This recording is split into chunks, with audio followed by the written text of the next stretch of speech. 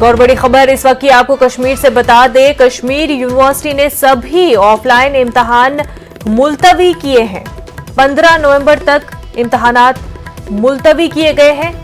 Hostel भी बंद रहेंगे। इस दौरान आपको बता दें कि कश्मीर यूनिवर्सिटी ने सभी ऑनलाइन इम्तिहान मुलतवी कर दिए गए हैं।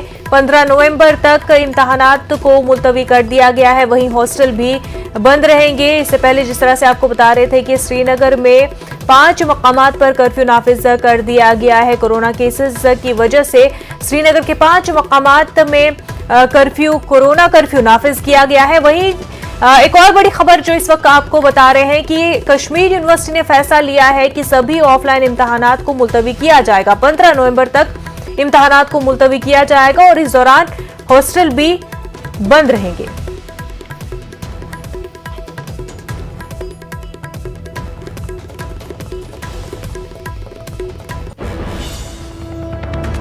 कोरोना वबा के दौरान बाहमी इमदाद और